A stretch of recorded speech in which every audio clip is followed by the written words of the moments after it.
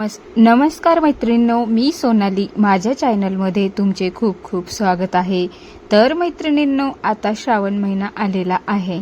सगळ्यांना माहीतच आहे, पण बऱ्याच जणांना माहिती नाही की श्रावण महिन्यात कोणते नियम पाळायचे आहे. तर ते मी तुम्हाला या व्हिडिओमध्ये सांगणार आहे. श्रावण महिन्यामध्ये कोणते नियम पाळावे, काय खाऊ नये, काय खावे, ते या व्हिडिओमध्ये पहा सांगते. व्हिडिओ पूर्ण शेवटपर्यंत पहा, तरच तुम्हाला समजेल. तुम्हाला खूप सोप्या आणि साध्या भाषेत सांगणार आहे. तर मैत्रिणींनो, पूर्ण व्हिडिओ शेवटपर्यंत नक्की पहा. आणि चला आपण भगवान शिवांचे नाव घेऊन व्हिडिओ चालू करूया.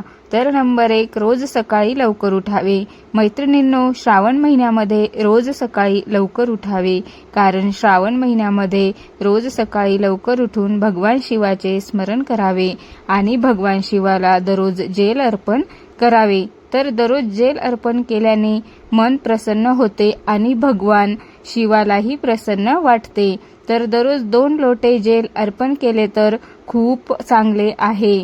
भगवान शिवाला दररोज बेलपत्र वाहावे. हा तुम्ही कंटिन्यू 1 महिना नियम ठेवा. तुमची इच्छा नक्की भगवान शिव पूर्ण करतील. सकाळी लवकर उठून स्नान करावे, स्वच्छ कपडे परिधान करावे आणि शक्य असल्यास काही न खाता महादेवाला म्हणजे शिवाला पाणी अर्पण करावे. तर मैत्रिणींनो, अशा प्रकारे तुम्ही नक्की करून पहा. घराची स्वच्छता ठेवावी. तर मैत्रिणींनो, दररोज घराची स्वच्छता नक्की ठेवा.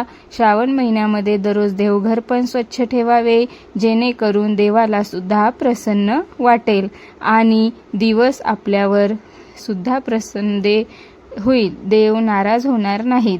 देवाची मनोभावे पूजा सुद्धा करावी. घरामध्ये केर कचरा साचू देऊ नका. इकडे तिकडे घाण होऊ देऊ नका. घरामध्ये स्वच्छता जेवढी पाहिजे तेवढी नक्कीच ठेवा. विशेष देवघर आणि स्वयंपाकघर एकदम स्वच्छ ठेवा, क्लीन ठेवा. देवाला सुद्धा छान वाटले पाहिजे.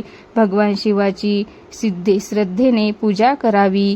तर श्रावण महिन्यात भगवान शिवाची श्रद्धेने मनोभावे पूजा करावी आणि दररोज शक्य झाले तेवढे आपण बेलपत्र, फुले, शमीपत्र आणि धोत्र्याचे फूल नसेल तर फळ अर्पण करावे आणि दररोज महादेवाचे नामस्मरण करावे. 11 माळी जप करावा. 11 माळी जप होत नसेल तर 1 माळ सुद्धा जप तुम्ही करू शकता, पण मनापासून करा. मनामध्ये श्रद्धा ठेवा, भाव ठेवा. सोमवारच्या दिवशी श्रद्धेने उपवास करावा. आता उपवासाच्या दिवशी काय खावे हे पहा. तसे कोणी तर फलहार करते, पण कोणी साबुदाणा सुद्धा खातात. त्यामुळे तुम्हाला जसे जमेल त्या प्रकारे तुम्ही उपवास करू शकता आणि निरंकारही करू शकता. पण आपल्याला जमत नसेल तरच करा. नसेल जमत तर तुम्ही खाऊन सुद्धा करू शकता आणि तुम्ही 1 महिना सुद्धा श्रावण करू शकता. पण कोणाकोणाला पॉसिबल नसते, त्याच्यामुळे आपण सोमवारच्या दिवशी उपवास करावा आणि सोमवारी शक्यतो नॉनव्हेज खाऊ नका. तसे तर पूर्ण श्रावण महिना नॉनव्हेज खाऊ नाही. श्रावण महिना पाळावा. कोणी तर दाढी केस सुद्धा कट करत नाहीत. पूर्ण श्रावण महिना पाळतात आणि कोणी तर 1 महिना चप्पल सुद्धा घालत नाही. अशा प्रकारे तुम्ही करू शकता. जसे जमेल तसे तुम्ही करा. कोणी तर श्रावण महिन्यामध्ये कांदा लसूण सुद्धा खात नाही. कांदा लसूण खाल्ल्याने राग येतो, त्यामुळे 1 महिना कोणीच कांदा लसूण खात नाही.